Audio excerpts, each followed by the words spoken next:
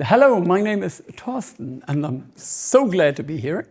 Always nice to see all my fellow MCTs, and thanks for all the people that made this event possible.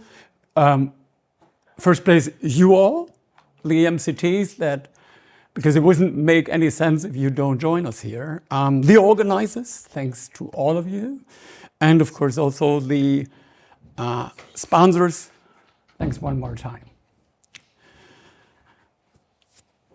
I want to talk about multi-factor authentication, but from a very perspective point of view, from a perspective of an MCT, from a perspective of an instructor. And first things first, you get to tell something about you and yourself. And if you do this every week, every year, again and again, you think about it, what really makes, what's a good metaphor for what I am? And recently I found that I'm a very, very lucky guy, I think, since I was born just before the first man landed on the moon. I was born in winter of 1969, half a year before Apollo 11, or if you're that kind, when they cheated the moon landing whatsoever. And what a great time span to live in, right? So when I was on school, Microsoft was founded, the C64 was invented and published. I just finished my school when the Berlin Wall fell. I was just 1920 in that time period. What an amazing time, right? And when I started an MCT, something very important happened, at least to my partner, because my partner is a big fan of Lisa Jarrett, the singer of Gladiator. And when Gladiator was published in the year 2000, I became an MCT. I already was a professional IT instructor. I was a teacher actually before that, but then I decided to do IT because I had so much fun. For a small piece of time, right? That lasts until today. So anyhow, yeah, and the rest, take a look at it. We're back to the moon, right? Not yet. That's amazing.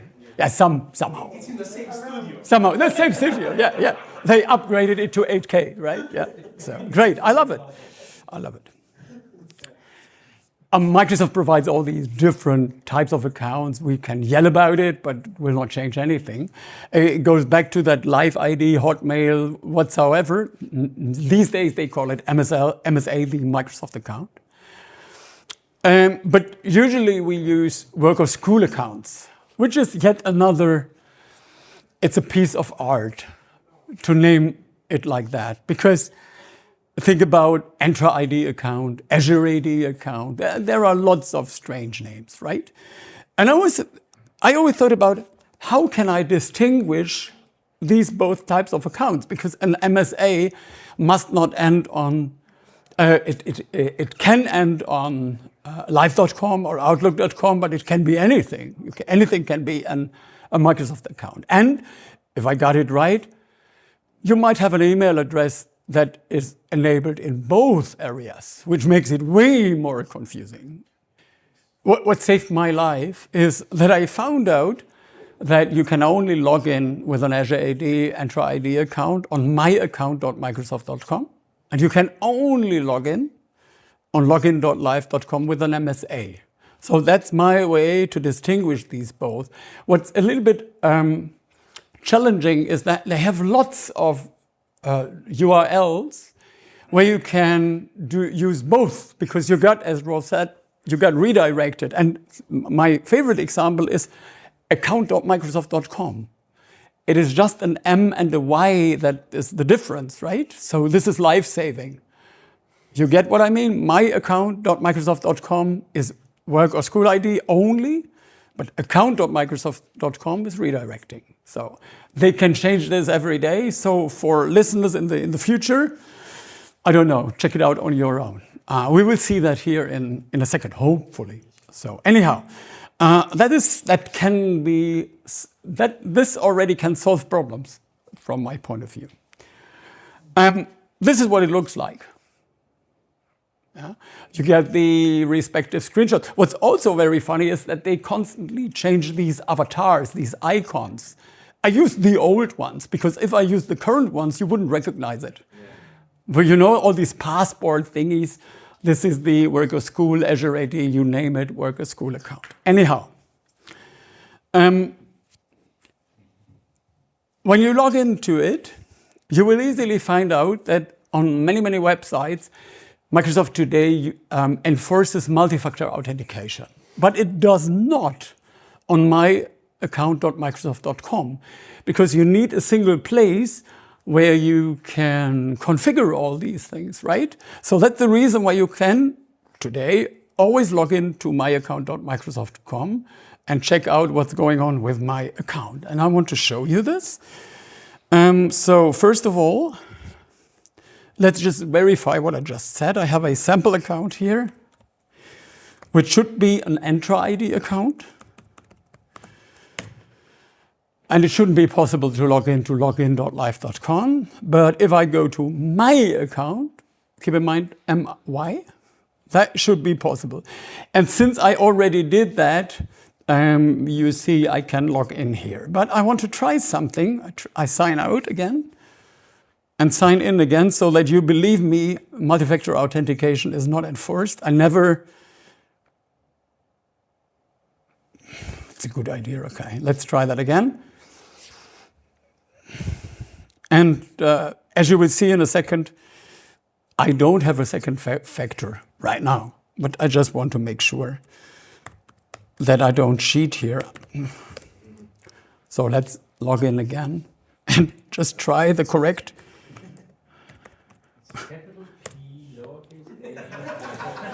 So, as you might also recognize, I'm always using private mode for stuff like that. And usually in a real classroom, I would have closed the browser and opened it up again, because we all know there are issues. Yeah? And one of the simple things that you can explain to students on every level is that, okay, we're Microsoft trainers, so some people use Edge. Edge has profiles. And the first things that my students do is create a distinct profile for that lab account. And if you have a second account, switch the profile. That's life-saving, right? Also in real life. And now you see we have that security info over here. Fingers crossed, the internet. This is live.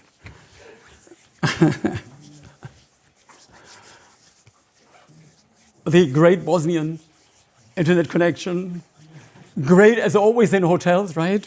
Okay, you can see I only have password here, and now I can add a sign-in method. And now the important thing, using the same account, go into azureportal.com, something like that. You know what's going up here. Let's keep your account secure. And if I click through it, I'll be forced to register a second factor, right? This is what I see. So my advice is to not do it like this, but to, first of all, let your students, let your own lab accounts log into this website, add a sign-in method before you start, and then you can choose what you like. So the main problems, I go back to the slides to explain this. There are lots of great techniques to add another factor. For example, something like this. But we all know that hardware devices, tokens, physical tokens, do not really work well in a remote environment where everyone's sitting at home, hundreds of kilometers, somewhere in some place. So what I'm looking for, my primary topic is a technique called OTP, or to be precise, TOTP, which is not the best thing that you can do. It's not phishing resistant, it's an old standard, but it's rock solid for what it does, and it works all over the places. The problem is, how do I get to the point that I can use TOTP? There does not seem to be anything like TOTP, but if I click on Microsoft Authenticator, some of you know that if you click below here on set up a different authentication app, what you see now is TOTP. So my first advice is, if you like what you see in a few minutes, and if you want to go use the TOTP standard, you can, of course, use this way. And you, of course, can also use Microsoft Authenticator. But you have to know that if you want to use the standardized version, you go below here, right? We come back in a second. So I just created a few screenshots. I actually do not really like too much of PowerPoint slides, but of course, if people watch it later and you download the slides, then it might help. What you can see here is that not only Microsoft is doing it a little bit special. On the right-hand side, you have the most used authentication app on this planet, the Google Authenticator, which is, to me, perfectly fine. Now I got kicked out of the program.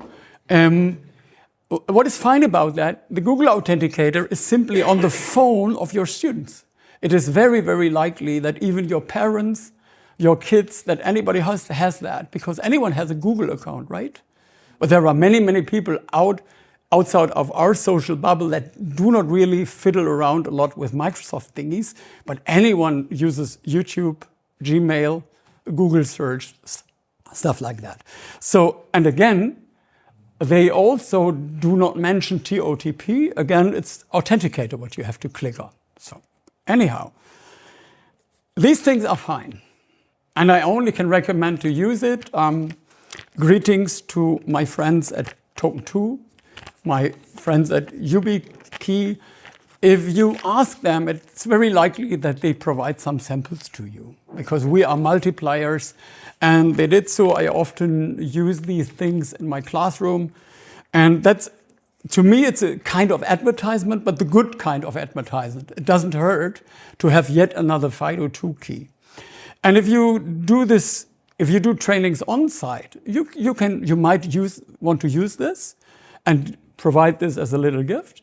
And I just want to show you a few samples of it. Before you continue, the middle one in the top, that is a slightly tricky one. If you have a normal phone, Exactly. phone case, you cannot get it in there deep enough. I was speaking to them in one of the last identity conferences and pointed that out and said, "Oh yes, we have a design flaw in here." But they really Okay. go a little bit. Sorry if I just Yeah. stole your line right there, but it's just my experience with them. And I love them. They are, For I the- can confirm, very helpful for the community. For the recordings, Rolf just mentioned that it might happen that you can't really plug it in, and that might depend on the phone, on the case, and you have to find out on your own. And yeah, of course, tell them. Maybe they change something. But there is one more thing that's interesting.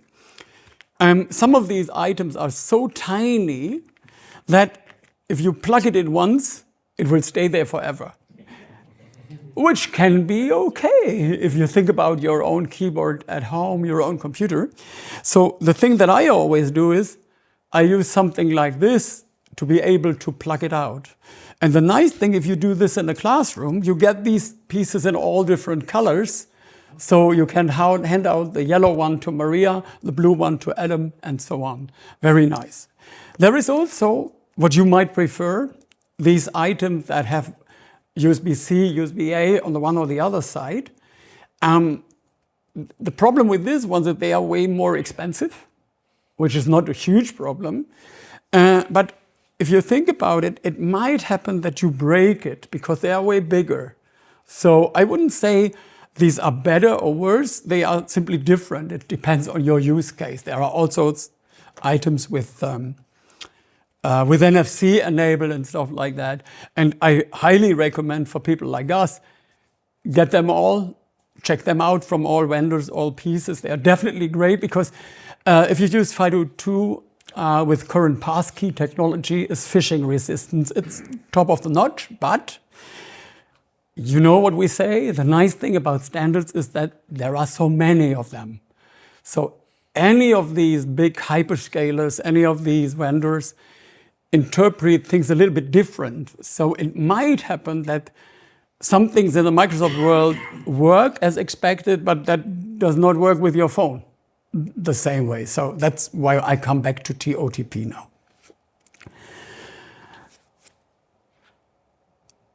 I'm a bit shy to say I don't like Microsoft Authenticator. Let me say it in another way. I love it, but I see some ways to improve it a little bit more. I took a screenshot from my Authenticator and I removed the private things. And what you see now is that we have different personas or icons or something. And I always ask people, can you explain the difference between the dark Cyclop or the white Cyclop or this one with a passport? Because all of these icons represent another flavor of the second factor. And I personally think it's completely confusing. And what makes it even more confusing is, wait a second, if you click through the wizard, you will find out that in some cases it doesn't make a difference if you go way 1, way 2, or way 3. All I want to say is that it confuses me because it does a lot of different things, enhancements that are not standardized in some cases. And I want to always, first of all, try something that works all over the places. So I'm going back to TOTP, what I show you now. This is where we just were. As I mentioned, you have to set up the account so that another Authenticator app can also be used. And then it looks like this, and then you're here. And now my perfect advice for the future. Most people that I meet are not aware of the fact that this QR code simply represents a kind of password. And this password will be there forever. It does not expire, which can be a disadvantage, but it also can be an advantage. I'll tell you something where I think this is an advantage. Think about Christmas with your parents, and you're supporting them and explaining the second factor. And maybe they have an account from the local bookshop, and you add the second factor to a device from your parents. Next Christmas, they will have changed the device and lost the second factor, right? So what I always recommend is simply take a picture. Take a screenshot of this, print it out, delete the picture, and put it into a safe place. And when you change the phone, simply edit again, because in it, there is nothing else, as you can see, than a password. So it's very easy for us. You can also simply copy this, I will show you this in a second, and keep this as the second password. Of course, this lowers the security, no doubt, but it also might prevent you from the fact that you lock yourself out of your of your data, right? Of your pictures or whatsoever. My simple advice is simply print it out, put it away, problem solved. Next thing, there is no problem. Think of a company where you have an account that is not connected to you as a person, but it is connected to you, it belongs to you because you have a certain role. And maybe you are the one that has the same role, so you also need access to that same account. It's not a problem to make a picture of the QR code with 10 phones or 20. So when you create such an account and add the second factor, you can simply do it with your colleague together and you both take a picture of it and you have it on your phones. That's a very, very simple thing to enable things in a company. And if I do consulting and they want me to use TOTP, I would always print that out and give it to the boss of the company, and he or she can put it somewhere in a safe place. If you didn't do that because you didn't follow this session yet, but already are in the Authenticator, can you then later get this secret key back out of the Authenticator and do this duplicate to other phones? Yeah, it depends. Usually not. The Microsoft Authenticator, from my example, does not have the capability to create backups. Others can do. So yes or no, it depends on the solution. Yeah, I would guess that in most cases you cannot get it back. So, but you try this first. I will recommend a TOTP authenticator app later that is capable of this, and you can create backups and then you get it back. So, indeed, that's a very appropriate thing, as I think. I would like to deep dive a little bit into that protocol because it's pretty interesting. You will see I wrote my own OTP module recently that I want to present because it's a nice challenge if you do some programming. In my case, if you do some PowerShell, it's very easy to implement it because the thingy here is pretty straightforward. So what's beyond that password? Actually, these 16 characters represent an 80-bit, 80-bit. And if you think about 80-bit and 16 characters, that does not seem to fit, right? But the truth behind it is that OTP uses another type of alphabet than what we are used to. The base 32 alphabet doesn't distinguish capital and small letters, so it really doesn't matter if you use small or capital ones. And for example, this alphabet does not have a 1 because we don't want to run into problems with, is it a 1 or an L or an I? So to get rid of this kind of problems, we only have a limited amount of character sets. So this is simply base 32 encoding. So, and this is the miracle why 80-bit can represent 16 characters out of this element, out of this alphabet. And if you check this a little bit later, a little bit more precisely, then you will find out this is how it is calculated, right? See, actually very simple, but we're not used to this. I wrote a module about it, and there are libraries for that. You can do the math on your own, but there are very common public libraries for this. I use this in my module, so it's just a few lines of PowerShell code. And I show you what is the result of doing it like this. Let me show you. So, as you can see, I have PowerShell here, pretty simple. I named the module OTP. To be a little bit more precise, it is TOTP because we calculate the current time span. There are two flavors, HOTP, which is not very common, and TOTP. I always use TOTP, but the module is capable of handling both. If you find that in the PowerShell gallery, you can simply install it, just like this. And I always recommend to do this when you try something in the scope of the current user, but this is just plain PowerShell basics. And if you got that, I already installed it here, then you will find out you have a lot of new commands, a lot that doesn't really fit, you will see. I have 3 new commandlets, wait. So get OTP code, new OTP secret, and read OTP QR code, as you will see that in a minute. So what I can do is I could create my own, for testing purposes, my own OTP secret, and it just looks like that. So nothing fancy. And you could also do something like, you can save it, you could name a seed, and you could save the resulting seed. Seed is the name of the secret. And then you can say, okay, I create a new account here in my Azure lab, and that's called Hans.ping.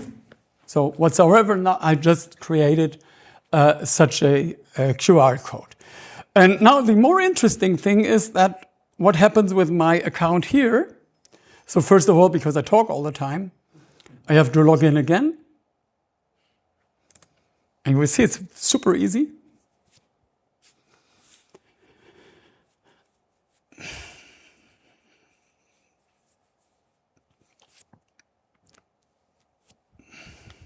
So we add the sign-in method. As I said, Microsoft Authenticator, set up a different Authenticator app. I go here. can scan the QR code, and now I copy it. And when I go next, I have to calculate something. There's a certain algorithm in that standard that creates a hash value, and I have to provide it here so that Microsoft, in this case, knows that I own the secret that we just shared. So the first thing that we do is we create a password, and we both know it all. And we both means, in this case, Microsoft and I. So now that I have that in my in the clipboard, I can simply tell this is my seed, and then it comes back with this. And this is exactly the number what is shown on your phone. If you at the same time use your phone, you will see the exact same number, and it will change all 30 seconds. So I have to be fast here. And this verifies that I know the secret. And from now on, I can log in to portal.azure.com as long as I save this, right? And whenever the system asks me for that second factor, just like this, wait a second, I recreate it. You see it changed because of that 30 seconds interval. Every 30 seconds, the number will change for security reasons, right? And now you see I'm logged in. Yeah. Does the code change based on the system time or on internet time? Because if your laptop is off, then... Yeah, the problem is it will not work if you have the wrong time here on your phone. So the problem is, assuming that Microsoft has the correct time in this case, and assuming that my time is wrong, I will not calculate the right number. So in this case, I will fail. I could enhance the module, so that it queries the internet time, but it does not. It queries the local time. So both would be possible, but in this case, I query the local time. The good thing is, if I have the wrong time, I recognize it here, right? So now you see we're logged in. Right. Question, could you also improve the module to copy the 6 digits into the clipboard? That's not necessary. I thought about that, but you know, as Jeffrey Snover, the inventor of PowerShell, told us, keep it simple and small. So what I usually do is, if I want this, I do it like that. Then you see the code, and that's set clipboard. I could easily create another parameter that adds it to the clipboard. I didn't do it because, to be honest, this OTP module was created originally just as a showcase. And the more fancy it becomes, the more complicated is it for my students. So I decided to keep it simple and small. So no, it does not, but it would be very easy to enhance it, and we can just use it like that. So, but the good thing here is now, how do you handle these things in the classroom? The first thing that you could do is, and now let's be honest, in the classroom, we actually don't talk about security because anyone knows the passwords, right? And it's only about Azure and M365 that we don't use PA$WORD all the time, because that would be a problem dealing with Azure. But actually, in a classroom environment, security is not my main focus in this case. Everybody knows the things. So what you could actually do is, if you create accounts for the students, I do this all the time, you could simply print out it and put this on the desk. And then simply encourage the students to use whatever they like. They could use their phone if they're used to it, but they can also use the module, right? So that would be one easy thing to prepare for that. Why do I prepare? So I apologize for all the lab hosters. Let me say it in a polite way. The official courses of some vendors have the charm of animated GIFs. You can click on this, you can click on that, and that's it. And if you don't follow the narrow path it will not work because the Azure tenants in many courses are so restricted, so limited. If they want you to explain an A, you can't explain a B. You only can explain A. So that is the reason why usually in my classes, when I do custom workshops, I always have my own paid tenant with my own paid licensees, with my own account. So I always prepare that. And it's just for demoing. And in this case, I have accounts for these people, and I can easily print that out as a second factor. As a matter of fact, I don't do this because I let my students create it because they learn something out of it, right? But you could. So, and now take care. It's a good thing that there's one lab poster that does not restrict the access That's really subscriptions. dumb. Yeah, what's the name of the lab poster? Can you drop the name? I forgot the name. So you might have a look at Wirsoft.com. And I'll link it in the notes. So anyhow, now comes the funny thing.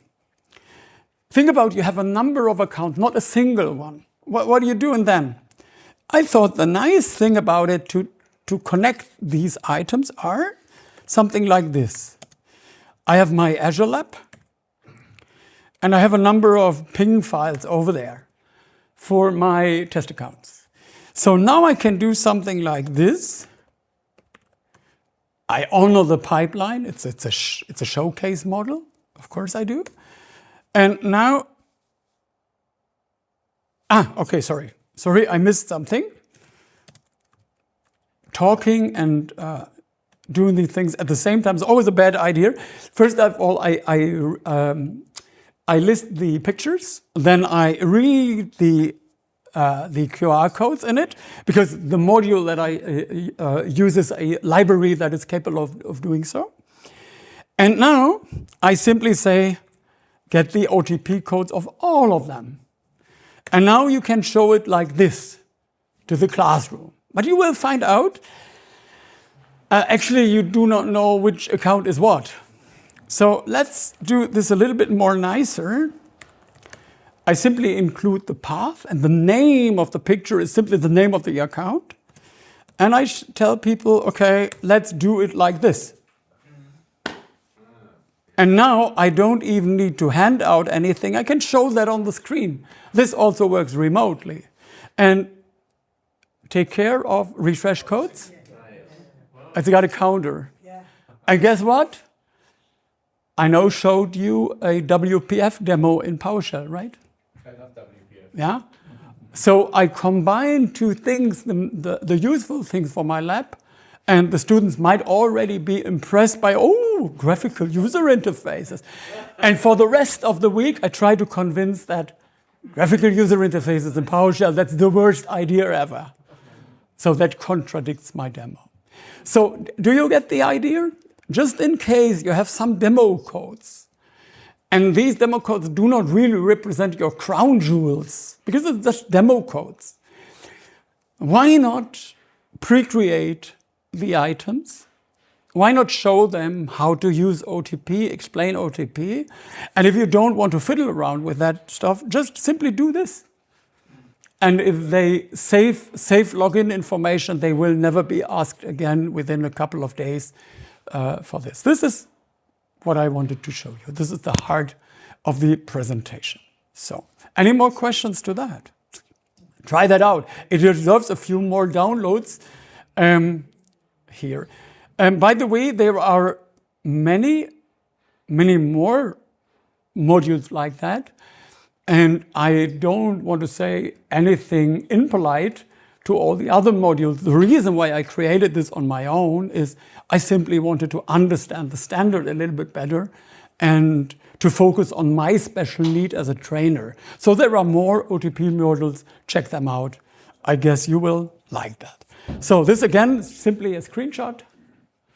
And I have a GitHub repo, of course I have, where all this is laid down, and I integrated a guidance over there. So if you said, okay, that sounds interesting, but within a session on a summit, I don't get the details, you will find a lot of things here that explains what I really did. And it's not complete. it will mature over the course of the next weeks or month and stuff like that. One final thing, if I already qualified for kicking out of the program, I can finish it. I can finish it. Google and Proton. To understand how great Microsoft Authenticator is, the best thing of it all, you have to compare it to other, right? So I think the Google Authenticator is meaningful because your customers already might have it. It's the most popular one. They might also have the Microsoft Authenticator. And as a runner-up for our friends from Switzerland, there is a company that I personally like. They're doing a bunch of stuff that I think are worth noticing. This is Proton. And they also have a Proton Authenticator. And this one does backups. One more time, if you want to try out these things, it is not a problem to have multiple authenticator apps. You can use them all just to try out. Just shoot the picture, open the camera, use all of these to compare it, and you will find out Microsoft Authenticator is the best product on the planet. You can try that out easily, right? And another question related to that. You showed how if you sign into my account, .microsoft.com, it will never ask for a second factor because that's the place where you go to set it up. Does it also mean that you can, without any disadvantages, go into my account and delete this second factor? Yeah, very good point. Yeah. Ronald just said, I said that you're not asked for the second factor. And to be precise, if you already have a second factor, then you still can log in from my experience. Login is always possible, but you cannot change everything because this would contradict the idea of two-factor authentication, right? You are limited in the scope that you can do. So you cannot delete an existing. Yeah, exactly. Exactly. Because if that would be the case, that would be the backdoor, right? But you, from my experience, you always can log in and see what's going on. That's my experience. I can be wrong. They can change it all the time. Just try that out. Think about something like you all have a GitHub account, I assume. When you log on to GitHub, all of us have two-factor authentication, right? But if you log in and you don't have the second factor with you, try that out. They ask you if you are able to use something else. For example, you can substitute your login with the GitHub app. So you don't use the FIDO key in this case. So what I want to point out is that it depends on the vendor, on the website, on the service, if they really are fine with just the password, with just one factor, or if they enforce the second factor. And my experience is that on my account at Microsoft.com, they are very liberal. You can log in and see what's going on, even if you don't have the second factor, but you can't do anything else. So I need to finish. Yeah, I see. What I really do like is that TOTP is simply a standard that all the vendors honor, even if they don't name it explicitly. So it's worth checking out. But keep in mind, passkeys, FIDO token, FIDO2 keys, phishing resistance is way better. So for your personal accounts, this might not be the best practice, of course. Thanks again for the sponsors and questions. Yeah. Our company, because we use a lot of shared accounts for Teams room systems and all these things, so we use also a password manager for TOTP. To register the devices if it's needed for MFA, if it's not executed. That was not a question, that was a statement, right? So the statement was, you can also use an application, for example, the Proton application that I showed you. You can add the second factor to it, but keep in mind, it's not a second factor anymore, right? Because if someone robs your phone and has your PIN, you're in. So the main idea of having two factors is that you keep it separate. It's very comfortable to have one app that can do it both. So technically it's possible, yes. More questions, statements, ideas? So, catch me outside, right? That's it. Thanks for being here. Thanks a lot, and thanks again for the sponsors and to the sponsors and the organizers. Thank you.